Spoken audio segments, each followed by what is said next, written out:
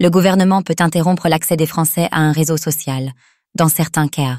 Le gouvernement a le droit d'interrompre l'accès à un réseau social, selon le Conseil d'État, qui s'est penché sur le cas des émeutes de Nouvelle-Calédonie. Quels sont les cas où le gouvernement se donne le droit de bloquer certaines communications?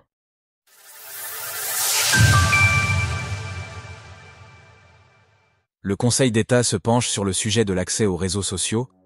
Le Conseil d'État avait été saisi suite aux émeutes de Nouvelle-Calédonie en mai 2024. Alors que les habitants protestaient violemment contre une réforme des élections provinciales, le gouvernement avait déclaré l'état d'urgence et interdit l'accès à TikTok. Le Conseil d'État devait donc trancher sur la conformité de cette décision à la loi. Selon lui, le gouvernement peut interdire l'accès à un réseau social, mais uniquement lorsque 3 conditions sont remplies.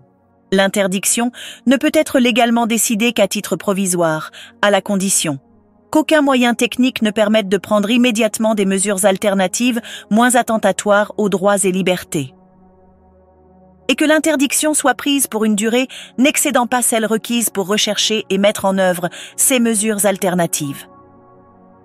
C'est la première fois que cette distinction est faite nettement, l'interdiction de l'accès à un réseau social étant un mécanisme relativement nouveau, qui n'avait pas été utilisé par le gouvernement avant les émeutes de Nouvelle-Calédonie.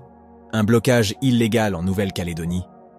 Dans son rapport, le Conseil d'État a jugé que les conditions n'étaient pas réunies en Nouvelle-Calédonie l'année dernière et que le gouvernement a SingularityNet de manière illégale. Le Conseil d'État juge que le blocage de TikTok en mai 2024 était illégal, car il a porté une atteinte disproportionnée aux droits et libertés invoqués par les requérants. Si la décision est une victoire pour les associations qui avaient saisi le Conseil d'État, elle est cependant en demi-teinte, selon Patrice Spinozzi, avocat de la Ligue des droits de l'homme. Le raisonnement du Conseil d'État est menaçant pour l'avenir. Un gouvernement populiste pourra s'inspirer de cette décision en la détournant pour adopter des mesures restreignant les libertés de l'ensemble des citoyens, en se bornant à invoquer des circonstances exceptionnelles. Retrouvez toutes les actualités crypto sur le site cryptost.fr.